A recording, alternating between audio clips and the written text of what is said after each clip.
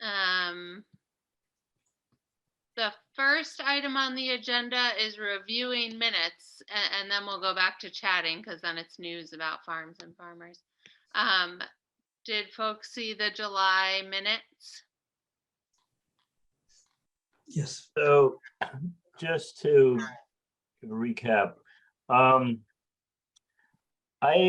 sent a message to Tori at Minuteman, Mm-hmm. and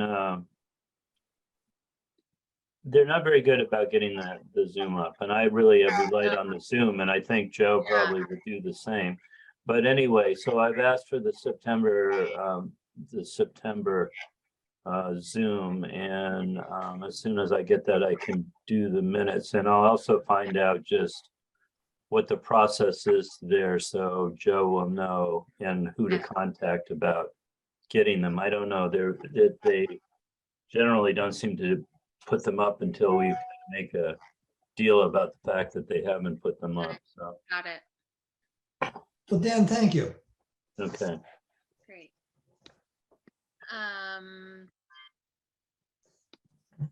Oh, good. Here's Happy. Did anyone have any edits from those July minutes? I have one just spelling thing I put in just now about downy mildew. Anything else?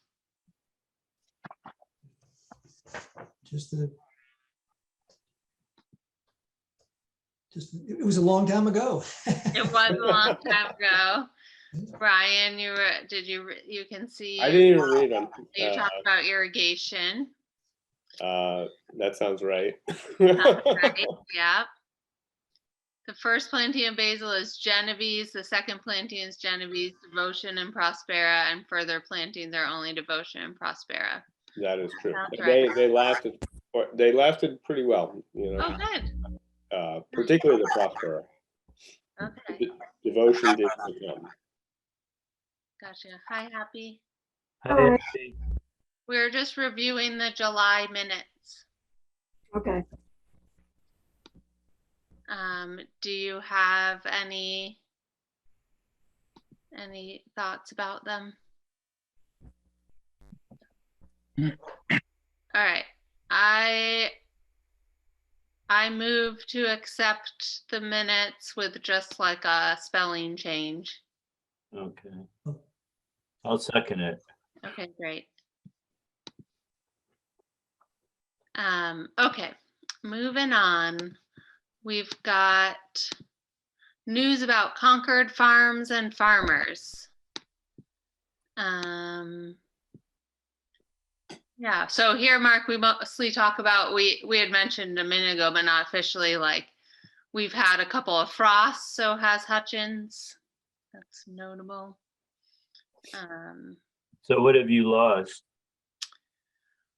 Nothing that we were still really pick. I mean, the peppers are gone, but we had picked out the pepper, like nothing that was a surprise. Like we picked out the pepper, the fruit, and mowed in the plant. Most stuff like tomatoes weren't producing anymore anyway, but that turned them, no question. Beans, but we were done with that. You know, it was a very timely frost. It was pretty much like exactly when we expect a frost, and so it's not like I just planted something that. It's also kind of nice because it gives you like it makes your decision making a little bit easier. Yeah. Instead of being like, oh, should I keep doing this? Should I Totally. keep looking at that? We'll get a few more eggplant. Yeah. Right, and so now we're able to just clear those fields and get rye down, whereas we like might have limped along because like we want. I mean, I wouldn't mow in the peppers probably until we had to. It's a constant thing. It's like, you know, I have people are like, can you mow that down? I just want to seed the cover crop, and I'm like, well, but this is what we do. We grow stuff to sell. And there's still stuff to sell there. Oh my God! But you know, there's a point where you're like, it's just being ridiculous. Right. Yeah. Totally. Mark, what's going on at Saltbox? Yeah, it's interesting with the no-till. Like that mentality that I had for so many years of, like tilling things in and getting things ready. And now it's like, all right, I gotta get the cover crop down. We finished harvesting the parsnips I just used the as a cover for that bed, and it's just this between silage tarps and cover crop. It's just this different mentality that I'm still getting used to. But yeah, the frost, same, just very, very timely. And after this season, I am pretty ready for a reset, so to speak.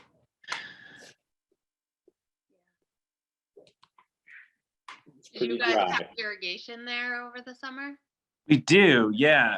I feel like we have drip irrigation. It was just we needed even more. We needed, um, above irrigation, and we're gonna start looking at that just as far as climate change, potentially getting some shade cloth installation for lettuces because we lost multiple success. And yeah, just trying to do a little bit more growing. It's been interesting transforming the farm from when we had the CSA back in 2019 to direct farm to table for the restaurant. And also changing it to full-on no-till, which requires a lot more help. We had students today, which was really good. But in order to have more help, then I needed to hire more, having 2 apprentices here, which was amazing. But then we ended up having 2 markets to go to in order to do that. So it was just like that snowball effect to try to get to that goal. So next year we're going to try to hone in a little bit more on the farm to table, and still maybe keep 1 market, but and just incorporate some more infrastructure to help with climate change. Mark, what is your farm? Are you Saltbox or? Right. Yep. Saltbox Farm. This was my 8th consecutive year, my 9th year total with the company, and now heading towards year 10. It adds up quick. It does. Yeah.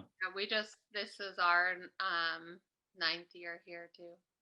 Wow. Yeah. That's astounding. I feel like you guys just started like last year. I'm like a full decade older, but yeah. I definitely have a hard time judging how long ago something happened. I'm like, oh, I think we just fixed that like 2 years ago. We just Yeah. did that 2 years ago. Why did that happen again? Right. Like, no. That was like 12 years ago. I'm like, what? Didn't we just change the oil on the tractor? Well, Yeah. I mean, that's kind of what I'm thinking, but That definitely is happening here because I still think of it as our like new venture. And so then I'll say Yeah. something like, oh, we did that. And Lisa's like, yeah, 8 years ago. Right. It's a little, so it's been a while. Yeah, definitely. Happy, what's going on at Shimoni? Oh, nothing much because everything was lost in the drought. So Mhm. we just have details to take care of, which we don't seem to have time for. Yeah. Trying to When I get, go past though, there's a lot of pumpkins and mums and things. yeah, So the farm stand's still going. I'm trying to get my garlic beds ready. So Uh-huh. that's the most important thing. Have people planted their garlic yet? Yeah, we got ours in today. Yeah, I had today's rain. I usually put it in around now, but then I bought some seed I bought the most beautiful seed I've ever seen. I was like blown away. I was so envious. And the guy's and I'm like, when do you plant? And he's like, whenever I get to it after November 1st. And that's when I used to plant. Mhm. And then I moved it back to about mid-October, but now I'm gonna move back to November. I don't know. Garlic is mysterious. Yeah. We do it what a about little later too, but we were never somebody to take our garlic advice because we had terrible tiny garlic always. And then this year I irrigated it and what do you know? We actually have large We garlic irrigated it in the spring. in the spring.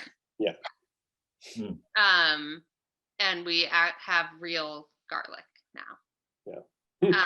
Because every year I knew we needed to, but it wasn't like the most urgent thing. But this year I just like set it up first thing because we already needed rain. Yeah. Yeah.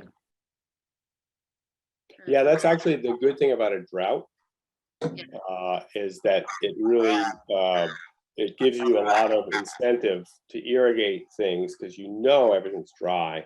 Right. Whereas other years, like last year, I mean, the fact is we grow a lot of stuff on plastic, and you know, we without going down and sticking your finger in there and going in several places in the bed, you don't necessarily know what the moisture situation is under there, even if you think everything's, you know, fine because there's so much rain.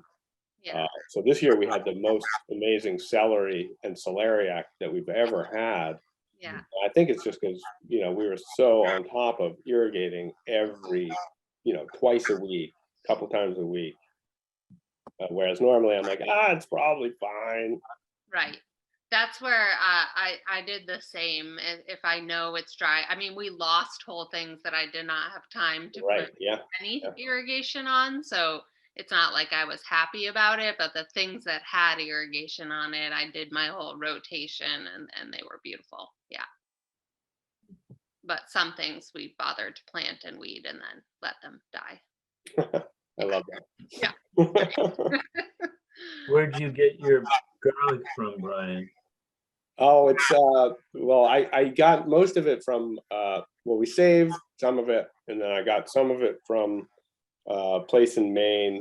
But then on a lark, this guy Richard Robinson on eMass Craft posted, and I was like, oh, I could use a little bit more garlic, and so I went down and picked up an additional whatever 40 pounds or something, and they were just like enormous. I mean, Really? they're like this, and and I'm like, so we get one like that out of, you know, maybe 50 feet, and the rest are like varying in size, and he said he gets consistent results. So, Where is he?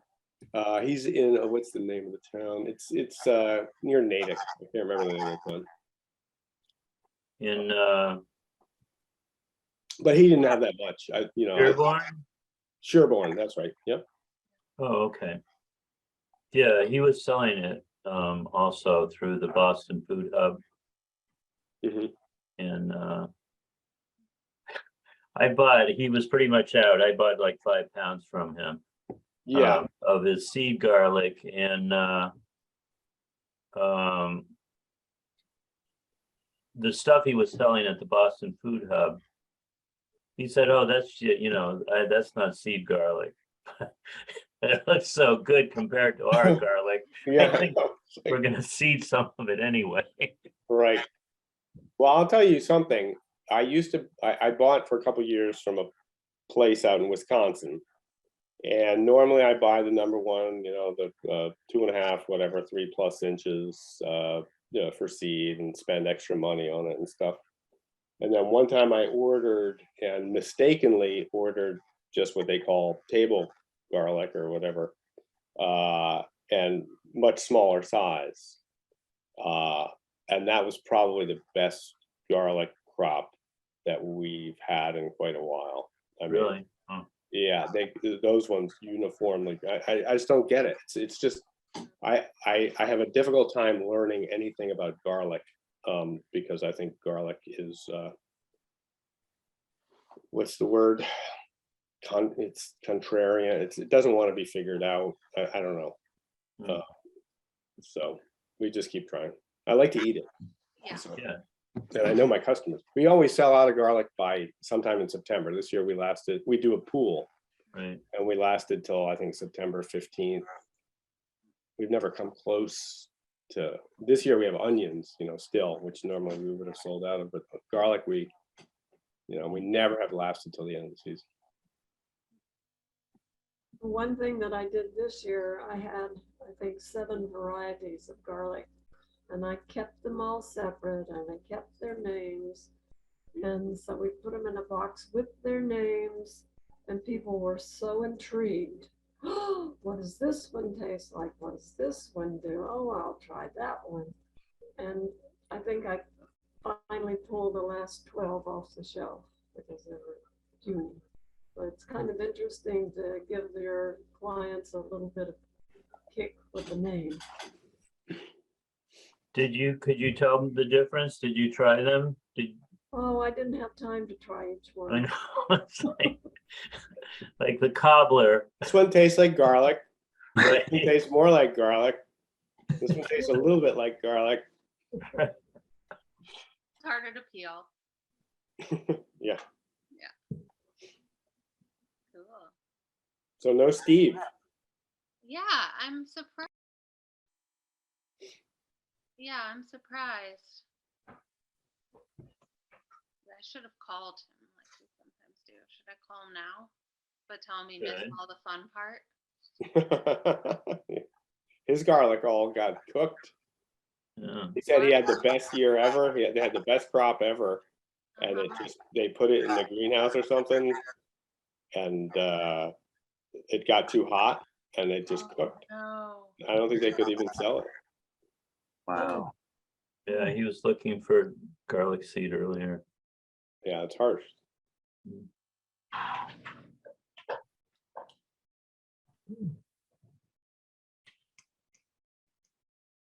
Do you have his number, Melissa? I do, yeah.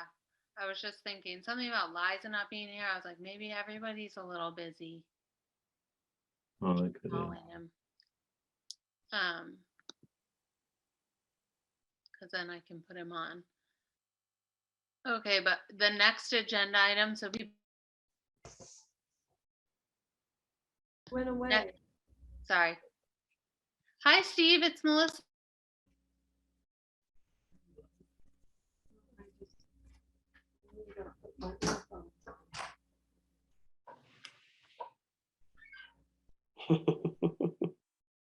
Private call. Has anyone had any back pain? Again? I ended up pulling 2 bulge discs. Oh, God. Oh my God.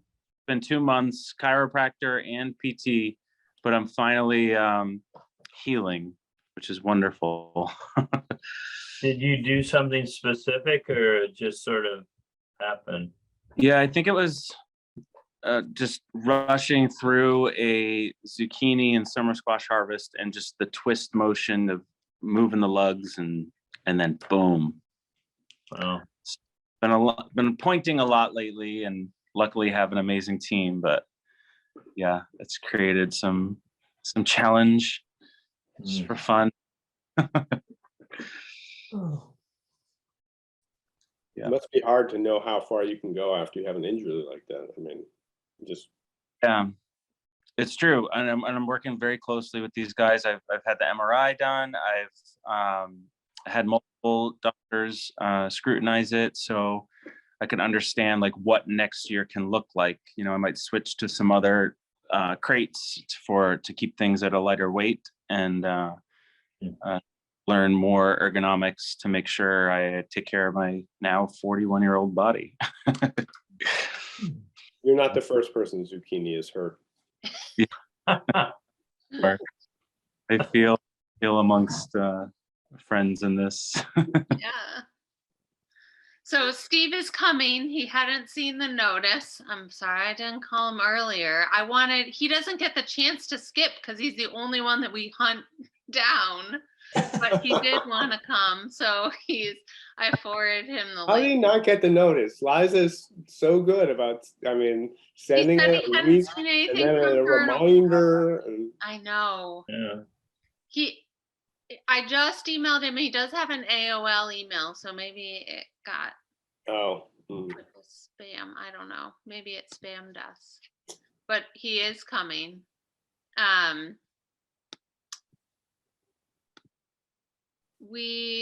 The next thing isn't very exciting, so it's okay that he'll miss this. We just have already talked about it. The Ag Day date that we had proposed was we were thinking about September 9th.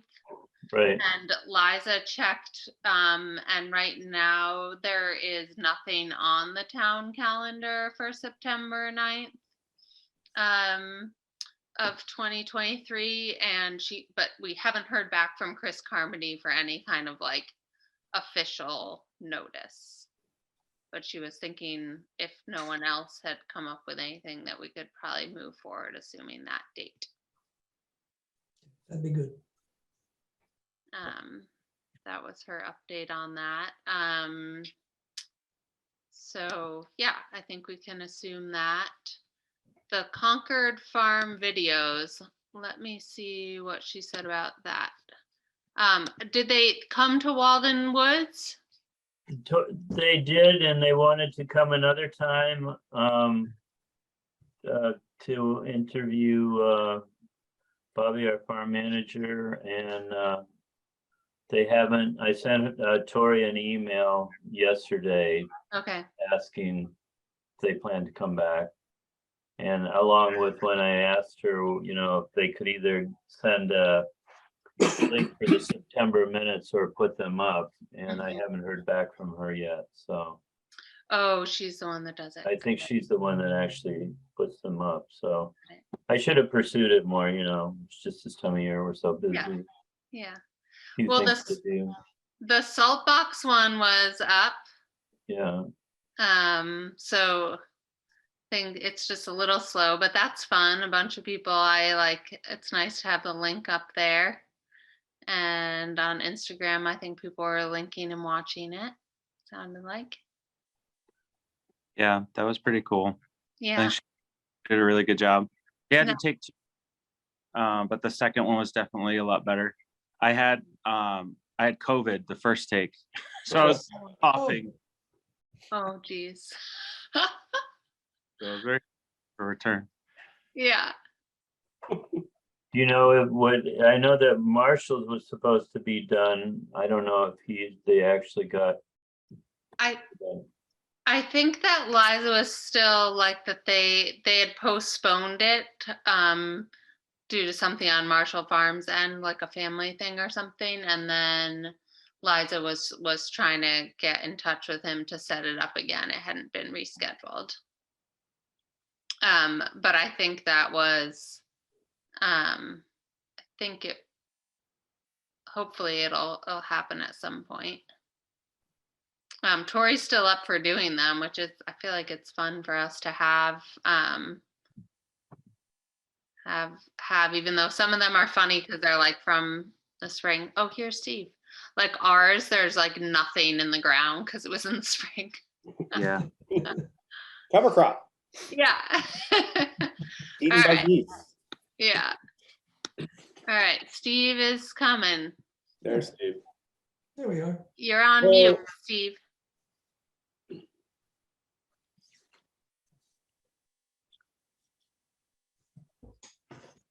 You're muted. Yep.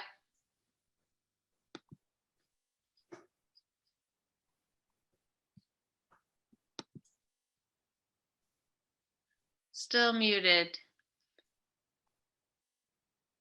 The next thing on the agenda while Steve joins us is spring forum ideas.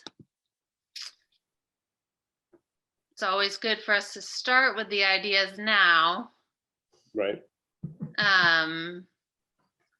Because somehow that March time comes quick.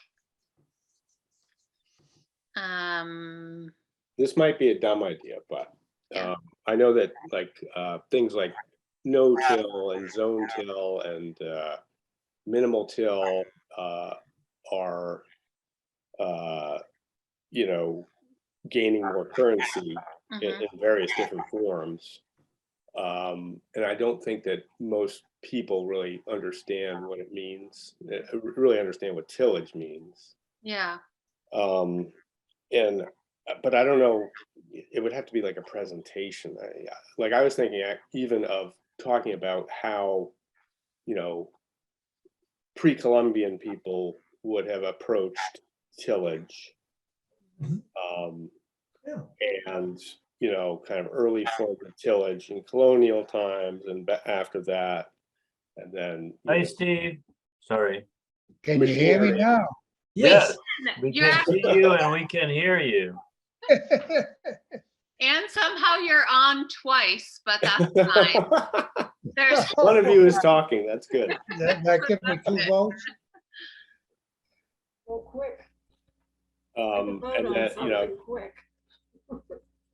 That'll help with a quorum. Yeah. yes.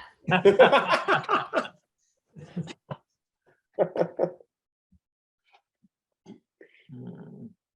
But also like, you know, the fact that not all, in fact, a very small percentage of land is arable and Mhm. suitable for tillage or even for growing certain kinds of crops with no till. Right. I don't know how to present this stuff, so it's just an idea I was thinking about. Brian, you mean in a specific area or in general or? I'm thinking about New England. I mean, I'm thinking about, I mean, maybe Concord specifically, since that's what we all have in common, and with our audience. Hmm. You know, and there's a long agricultural history here, where, you know, you could point to pre-Columbian, colonial, and then, you know, up until where ag was pretty big in, you know, maybe the 40s and 50s and started to dwindle. Or maybe it was the 30s and 40s, I don't even know. Yeah, Steve said when we had the woman from Gaining Ground on that there was a period where no-till was kind of popular for a little while. I'm not talking necessarily about just talking about no-till. I'm talking about different approaches to Oh, tillage. What does tillage do? What are you accomplishing that you need to accomplish? You know, in terms of raising a crop, and how does, you know, the various no-till strategies, how do they approach that? I don't know. Maybe it's Well, not a great idea. when, Interesting subject. It's interesting. And for one, I had no idea how pre-Columbian tillage would be. I don't know at all what that might be, but Girdling trees and then setting them on fire, oh, which I often think about as the trees encroach on my fields. Yeah. I'm like, those trees are really big. I'm scared to cut them down, but perhaps I could girdle them and burn them. well, a couple things I would mention here. When I took agronomy a little less than 100 years ago, it was important to have a certain amount of porosity to the soil with aeration and oil, air pores. And I think some of the heavier soils we have in some of the lowlands here do need to be aerated, Fluff. whether it's by plowing or subsoiling or something. And I don't think no-till is satisfactory there as it is on lighter soils probably. And the other thing that I've been thinking about writing a little something about, the time I was in college, there were terrific surpluses of all the agricultural commodities. And the government price supports to keep the farmers alive at the low prices. And I figure that if you blend this into economics and your agricultural commodities are all very inelastic demand, if you can maintain a slight surplus, it keeps the price down. So I think that by having the price supports that the government has had to keep the farmers in business, constantly producing a slight surplus, the total bill has been as low as anything could possibly be to feed the country. Mhm. The other part of that, they assured us with a growing population of the world, this would be 65 years ago, growing population of the world, that there most certainly was going to be a tremendous food shortage in 20 years. and there wasn't the capacity to feed the population. And since that time, the population has more than doubled and the arable land is diminished. And here we are, and I don't know where we're going. Could still happen though. Yeah, it could. And I mean, on NRC, they always talk about invasive species, and the most invasive species is man. Yeah. Right. The thing that Nobody worries about that. the thing that concentrated my mind this year was the way that prices of certain necessary agricultural commodities, like fertilizer, went up like a lot. And you know, most agriculture depends very heavily. I mean, pretty much all of our staple crops depend very heavily on fertilizer. Yeah, apples and lettuce didn't go up the same. No, but I'm talking nitrogen and phosphorus Right. and potassium. Yeah, yeah, oh yeah, yeah, but it doesn't take much to throw things out of kilter. Right. Bobby? So I do like that idea. We always have our speakers challenge Right. for the forum. Like there are lots of interesting topics, and I think tillage in particular is a good combo between like the food and then the gardeners who tend to show up for our events. Like I think that is like a nice mix where they're like, oh, I've been hearing about different kinds of tillage, and is what I'm doing tillage or Right. not? Like the terminology. I think that that topic could be good for like generating a crowd and stuff. We would just have to figure out like who could speak. What's the presentation? Yeah. Yeah, I don't know. But we have time, so we could also look into it. As like we could speak on some of the basics and what farms now do, but I don't know. Well, that would be, I think that would definitely be part of the presentation. Right. Right. So it would be like, well, this is our approach, and you know, hopefully, you know, Saltbox or Gaining Ground or somebody else who is really doing no tillage, they'll come and say this is our approach, and but also having somebody to provide context. Right. You know, I mean, no-till is pervasive throughout the Midwest, but it's like completely herbicide dependent.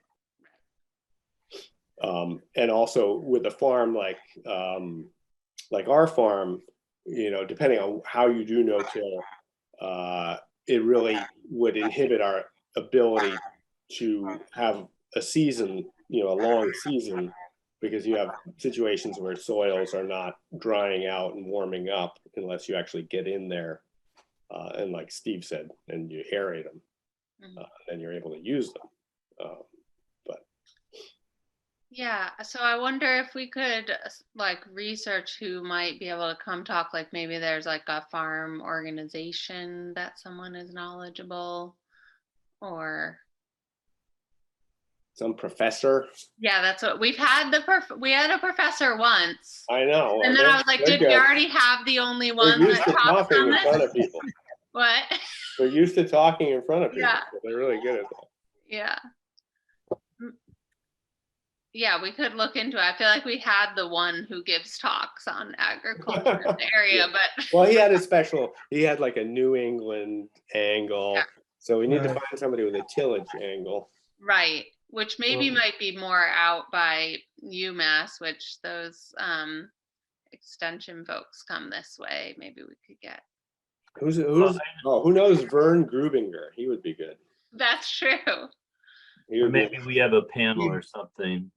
I mean, I know that Eric Nelson, the Cucurbit Farm, has tried this year to do corn no-till. I don't know if he did his whole crop that way. I don't think so, but he did a bunch of his crop that way. And He people are has for a few years, yeah. people were pretty much saying to him, this isn't going to work for you. And he didn't really know. So I don't know. I haven't really talked to him lately, but it would be kind of interesting to hear, how that a more commercial farm or crop worked out, doing the no-till.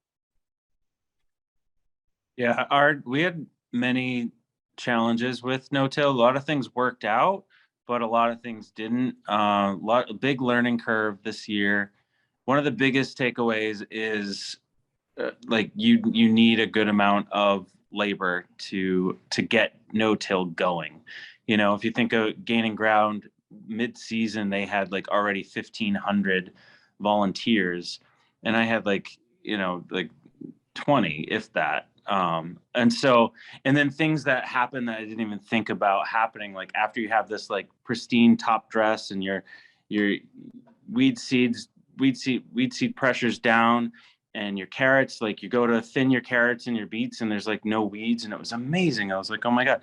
And then you harvest everything and you drudge up all these weed seeds, but you don't have time to get to those weeds that are now growing, and you're going to all the other areas that you need to continue on, and you're in a drought and this heat that volunteers were just really hard to get to come out in the summertime. And so then I ended up dropping a ton of weed seed, and it was like killer after all these years of like heading towards this direction. And so now it's like really trying to figure out, how to combat that next part, what mechanization, five torch flame weeder, and going backwards a little bit towards maybe bringing back some landscape fabric and things like that to help give it more training wheels.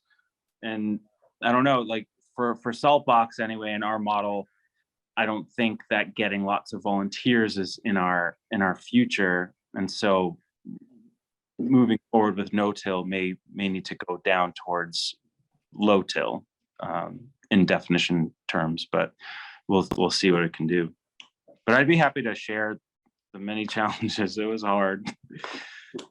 I think But yeah, it's interesting for people. to be patient, there aren't a lot of weeds that have seeds that last more than 40 years in the soil. I think there's some that last over 100. Have few though. Dear. So Another thing that someone brought up earlier in the year was this whole jumping worm thing, and the fact that it apparently is, chilling is a good way of kind of controlling it. So I don't know if Mark, has that anything that anyone's talked to you about or brought up, or? I saw them towards the end of last year when we still had some black plastic on some beds. But this year, and I don't know if it's due to the drought, I really barely saw any, none that I can even like think of right now. There was never a moment where I was like, because of our mulch or because of no-tilling that we have these worms. I didn't really see many, but we'll see what happens in year 2 of full-on no-till, or if we could. We had them in our compost that we bought in to sell to our customers, and we basically took the bags and spread them out in a very thin layer and put a greenhouse plastic over the top of it to try to. And I didn't know what else to. Now we're going to throw them in the dumpster, which seems ridiculous, but I don't. I don't know. Yeah. I don't want to be, Typhoid Mary. Totally. Or COVID Cal or whatever. But yeah, so I'm not worried about it in our fields, but I'm worried about it in the woods and in our customers' gardens and so forth. Perhaps part of this could be soil health in general. Yeah, just teaching people or giving them the awareness of what a healthy soil is and how to get there. That would be easier to find someone to speak to, and maybe they could like have a tillage angle. I am remembering now that I think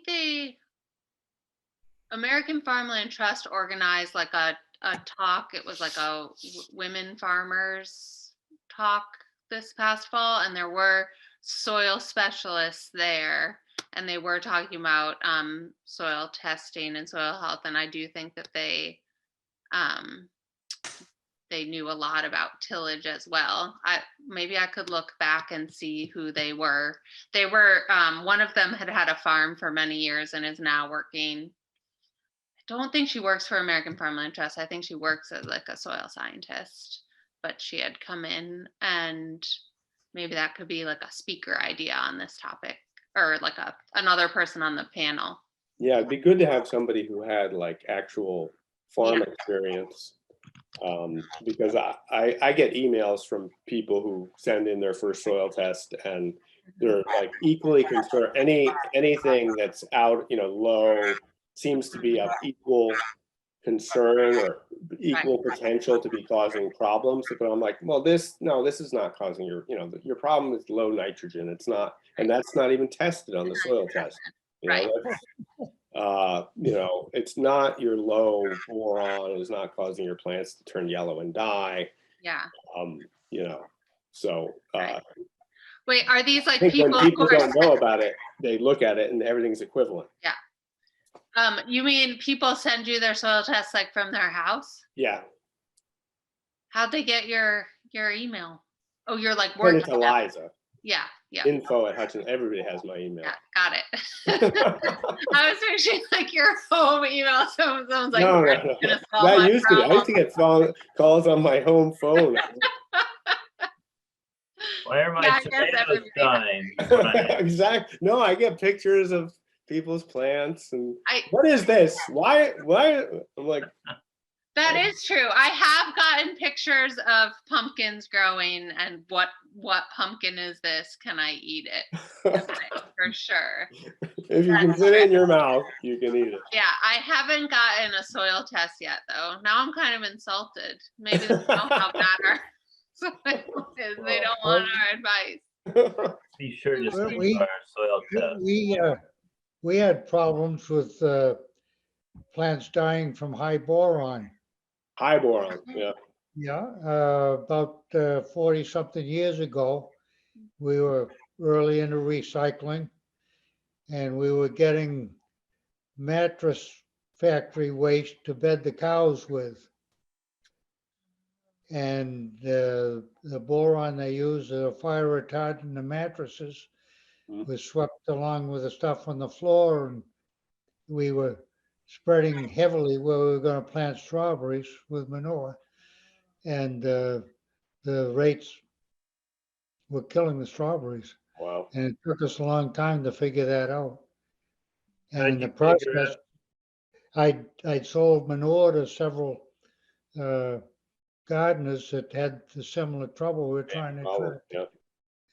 I ended up replacing the soil for one of them, and the other was the big place in Belmont, the public, I forgot the name of it now, but there was a load there I dumped, and I went and shoveled it all back onto the truck and brought it home. My God. How did you figure it out it was from the mattresses? Well, we just were doing everything we could, and took soil samples and stuff, and that showed up, and that was it. Oh, Well, now because you've got that's where these. it came from, yeah.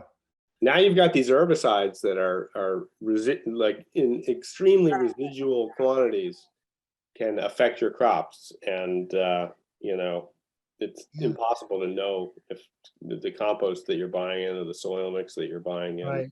might So be contain. careful when you turn your mattress, don't shake it too much. Okay. All right. It sounds like okay, so I think we have a good idea, and maybe we can all do some thoughts about who we could ask, looking up people. I think that's a good start on the forum. We could go to other business. The one other business thing I have from Liza, just to start, is that she hasn't heard back from others out front about the pumpkin smash at Codman. That's all I know. Any other business that wasn't on the agenda? Has anybody figured out the overall effects of that, considering the carbon emissions to get them to Codman? Ah, No. Well, I remember one concern was spreading Phytophthora around, but probably not this year. Probably Phytophthora was pretty scarce. Also, I think in at Codman the pigs eat them rather than it being composted, so that wouldn't really. Oh, true. I think that was the advantage of Codman. Like they were interested in a Concord farm, but none of us have pigs. Right. It'd be like harder to compost than to feed them to pigs.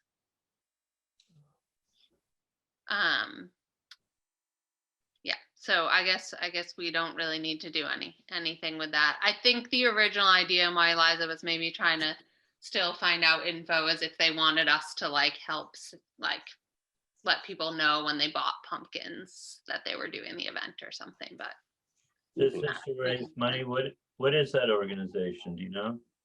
Mothers Out Front, Mhm. I don't know. But it's a fundraiser for them or something? No, I think it's just an event that they do. I don't know if people even pay. I think it's like a community organization that's just looking. I'm really not sure. I can Google. I can Google. That's all right. So it's basically like what to do with your pumpkin after Halloween, like what to do Yeah. with the Christmas tree Right. after Christmas. Like, yeah, maybe not wanting to throw it in the trash or have, yeah, I think that was the idea for the pumpkin thing. I'm not sure that it costs money or anything. I had a friend that threw their Christmas tree like off the back porch. And they had a party at some point and someone said, "Why is your Christmas tree there?" And they said, "Well, we have this thing where we keep it and then we get the new one and we burn, then we dispose of the old." I don't know. They made up some elaborate They excuse. lied. Sloppiness, right? The tradition. It's tradition. We throw all of our dunkers in the backyard. It's a tradition. Any other business we should attend to? What about public comment? No comment. Okay, yep. Oh, Brian's no the comment. public. Mark, you're the public in this scenario.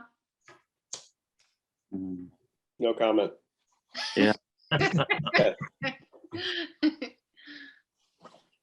All right. Well, it's October, so seems fitting we get it in under an hour. Yeah. And without Liza, but I'll fill her in and I'll also get I'll send her the minutes, or I could just find out where I'm supposed to send them. It's probably about time that I stepped up my emailing help. All right. Oh, usually we do what the next meeting's gonna be. I almost forgot that. Okay, so November 10th is the suggestion on there. Sounds reasonable. Yeah. Okay. That's That the second is- Thursday. Yep, good. Yep. Thursday, second Thursday. Does that work? Will it be on Zoom? That's the plan. Yeah.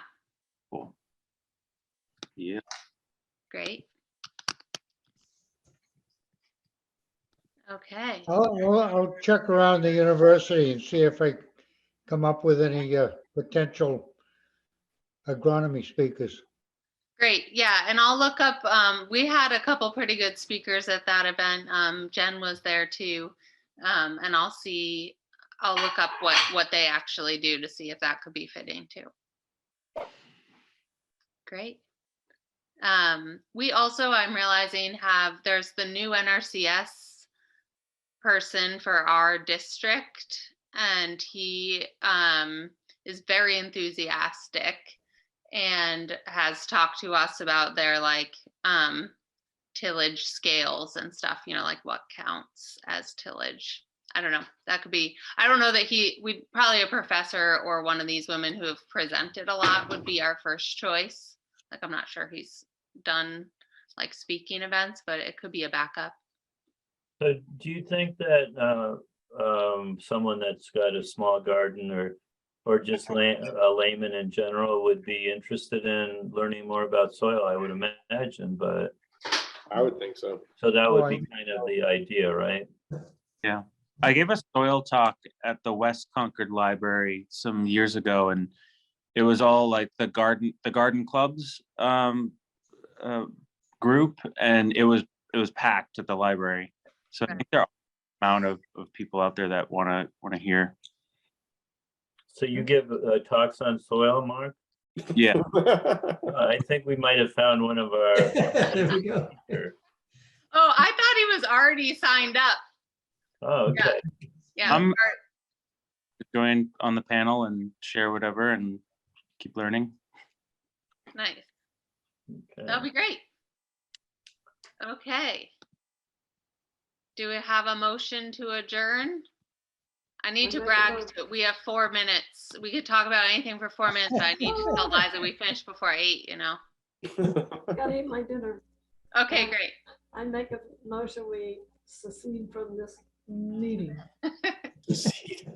I'll second it. Perfect. Unusual way of putting it. So Yeah. All right. I'll see you guys Thanks, Melissa. next month. No problem. Yeah, thank you. Bye. Thanks for coming, Mark. Yeah, Yes, absolutely. thanks. Good to see you. Bye. Thanks for. Here we go. Hey, Liza, Oh. how did that happen? Where did Melissa go? We just signed. We just We finished the adjourned. meeting. Oh, good. I missed it. Well, hi. But you'll get to read the minutes. You'll read the minutes. I'll read the minutes. I'll So- also, I'll bug. Sometime long in the future. Yeah, sorry, guys. It's been a long day. Oh, it's fine. Good to see you. Nice to see you all. I'll see you next month. And you got on, which was good. Question for Mark. For the soil discussion, would people bring in samples of their soil?